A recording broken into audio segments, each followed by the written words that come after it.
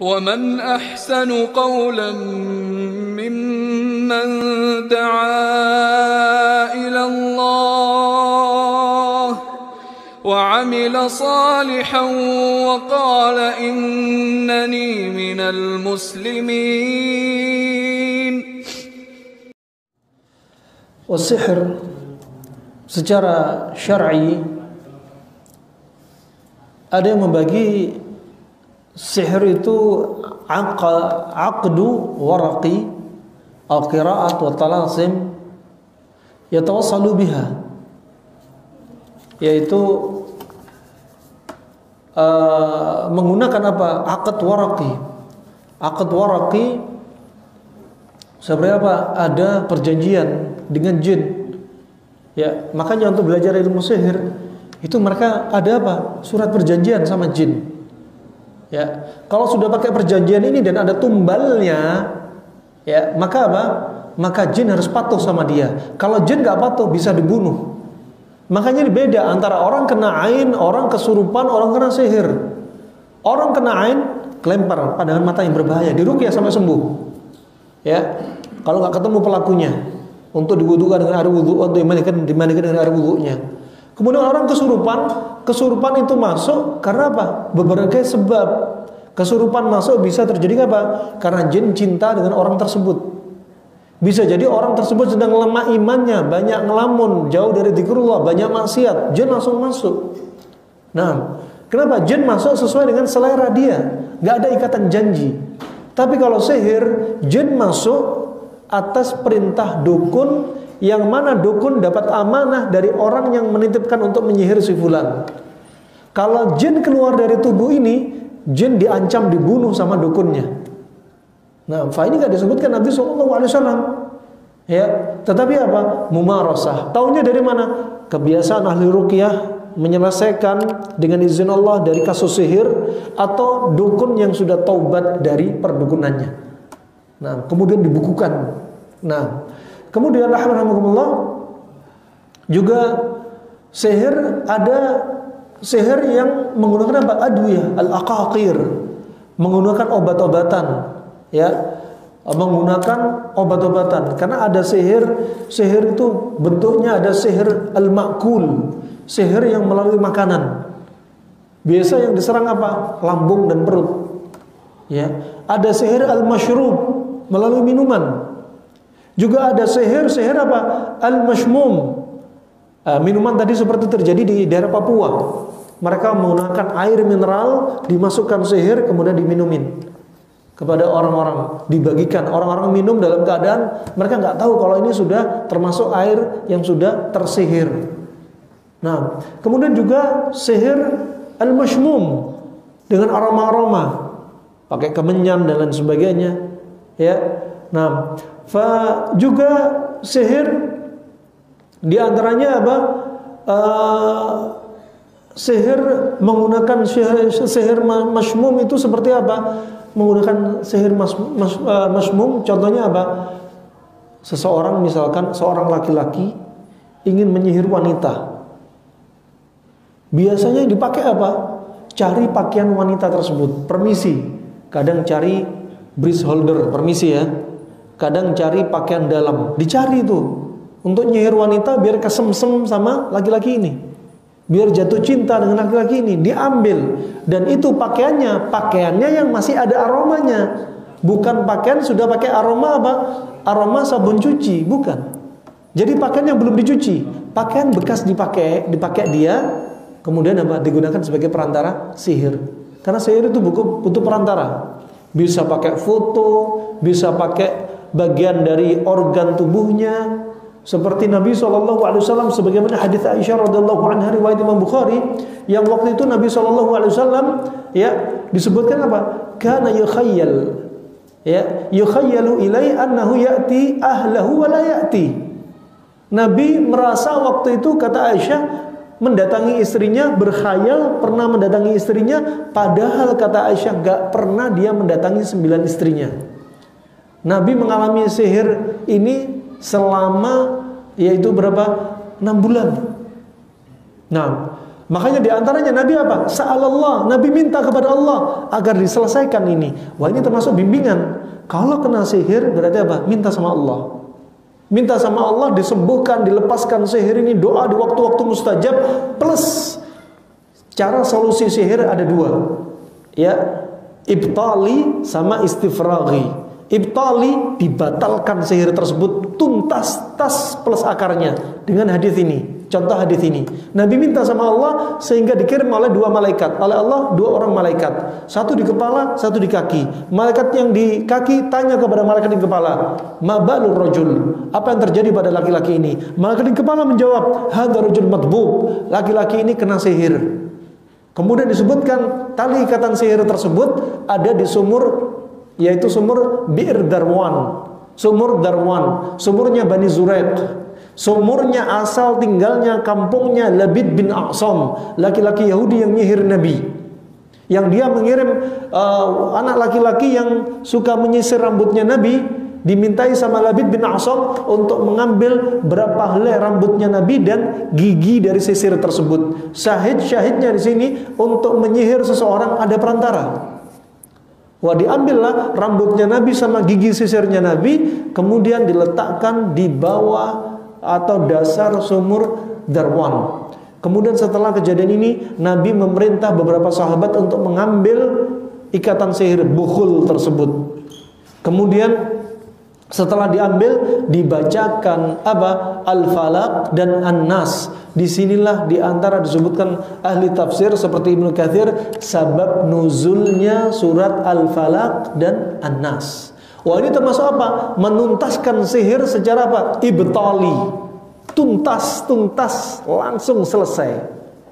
Anda kalau dapat ini, sudah, ruqyah dulu, bakar sekalian. Nabi waktu suruh menimbun. Ya, bakar bukhul tersebut. Selesai, tuntas dengan izin Allah Subhanahu wa taala. Kenapa? Ada bimbingan dari Nabi SAW.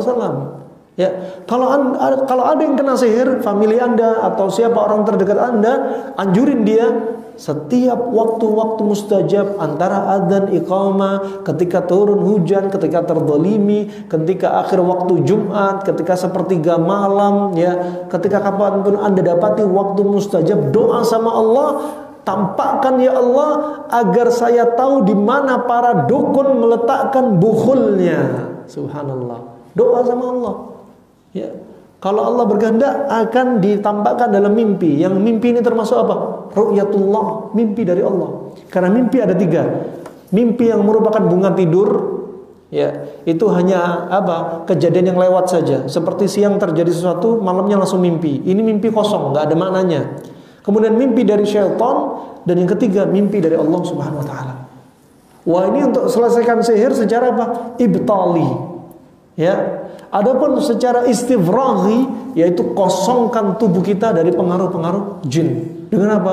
Dengan ruqyah, banyak baca Al-Quran, ya, banyak datangi ketaatan sama Allah. Nanti akan kita sebutkan solusinya di antaranya. Kemudian rahimahumullah jami'an, juga ada sihir. Sihir itu apa? Sihir al-madfun. Al-madfun itu ditanam. Ya, apa yang ditanam? Yaitu tali ikatan sihirnya, bukhulnya. Ada yang bukhulnya dilempar di laut, ada yang bukhulnya dilempar di sungai, ada yang bukhulnya diletakkan, ditanam di depan rumah sama para dukun. Ada yang bukhulnya ajib, terjadi kisah nyata sebagaimana salah seorang syekh sebutkan. Beliau sampaikan dalam muhadarahnya, bukhulnya diletakkan seperti kejadian ini. Ada seorang wanita, ibu-ibu, tugasnya memandikan jenazah. Dia sedang umroh, tawaf. Ketika tawaf 7 kali selesai, ya, kemudian tanya kepada teman-temannya, kalian tawaf, kita mengelilingi Ka'bah kan, katanya. Kok saya nggak lihat Ka'bah ya? Dari tadi kamu ngapain? Keliling. Ikut kamu aja keliling.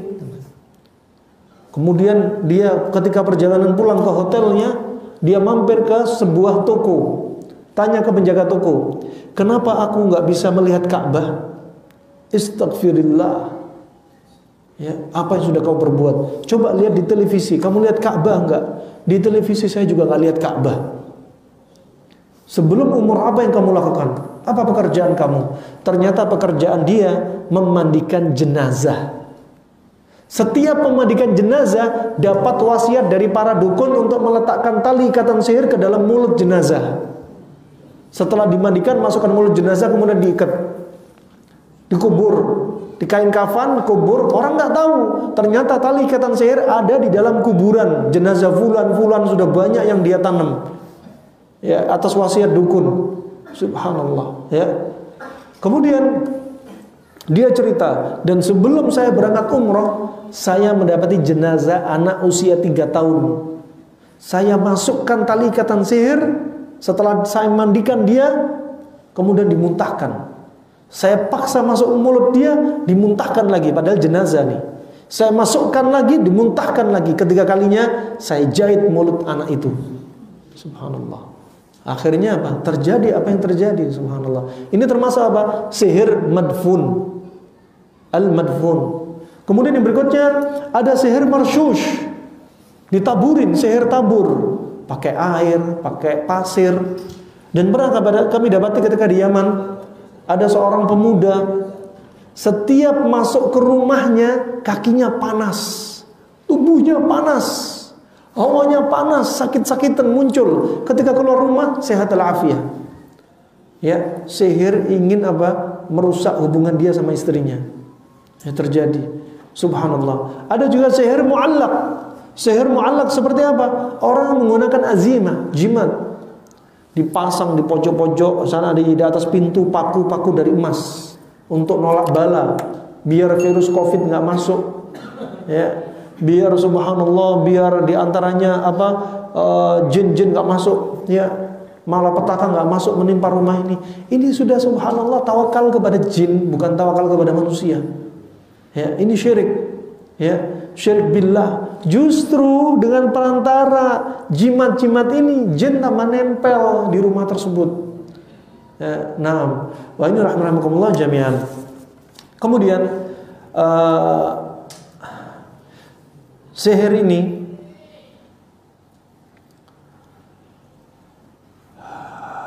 juga sebenarnya kalau kita telah apa yang terjadi pada Nabi SAW, Nabi pernah kena sihir.